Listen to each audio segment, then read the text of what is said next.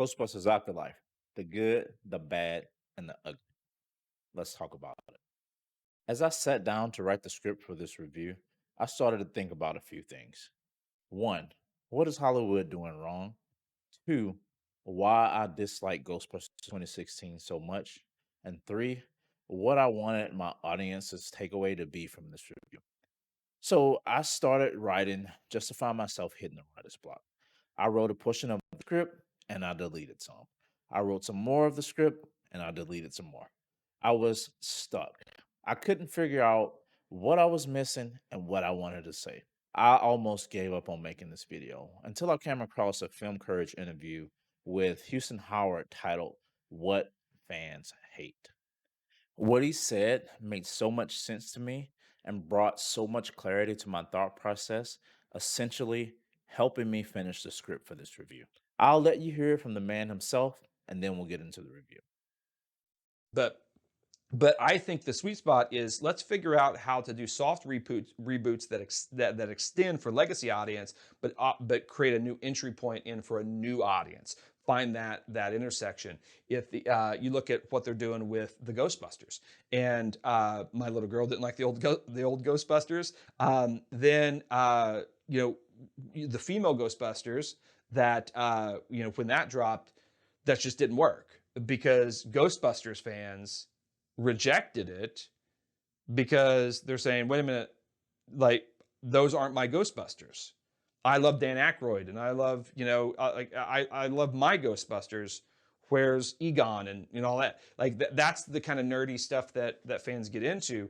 Now, there's also the layer of, the misogynistic, these are women and we didn't like that. There's that whole sort of political angle to it. But I think in a large degree, legacy Ghostbusters fans just didn't like their Ghostbusters being deleted for new Ghostbusters. I think if it was all men, it probably wouldn't have worked either, right? May have been a different commentary around it. Listen, and of course, I'm not denying the fact that there were people that were just misogynistic jerks about the whole thing. Of course, there was that. I don't know if that was the bulk of it. I think it just wouldn't work regardless because that movie is so precious to so many people but now it's a whole different conversation with the new Ghostbusters movies that's coming out, which effectively is a reboot of Ghostbusters for people who have never seen Ghostbusters, but it still extends Ghostbusters for people that have seen Ghostbusters, the legacy audience,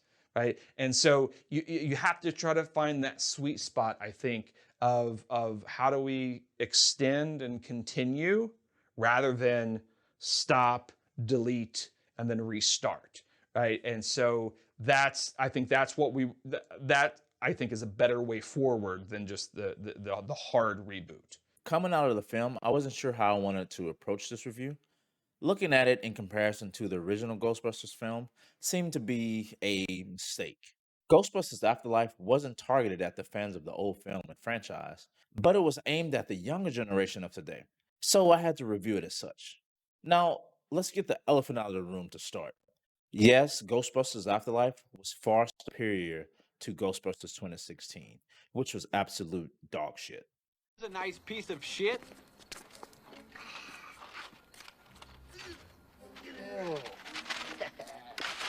My, oh my, wait till old man Clemens realizes it's a bag of shit.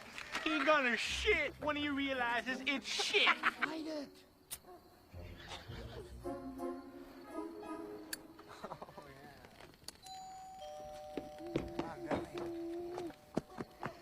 Oh my God, old man Clemens hates shit. Here he comes.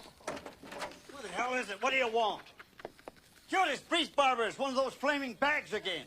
Don't put it out with your boots, Tad. Don't tell me my business, devil woman. Call the fire department. This one's out of control.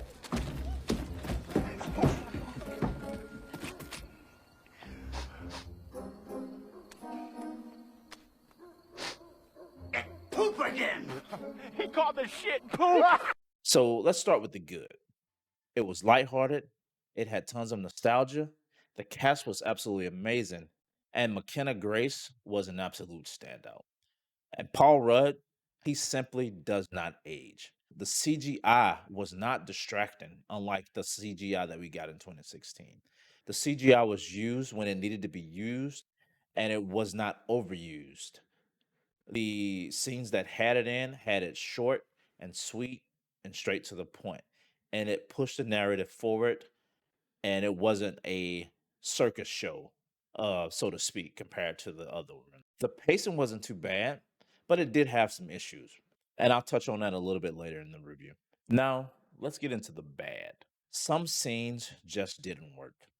And this is where you get the hint at too much nostalgia things and too many callbacks to some of the things out of the original Ghostbusters. They tried to recreate some of the scenes from the original film and have them translate over to the new film, and they just didn't work because the original film was more centered around adult themes and an adult audience, and they had adult undertones. Whereas this one was centered and focused towards the teenagers of today, and recreating some of those scenes from the original in his new film just didn't work because the tone was completely off for this type of scene that they wanted to display.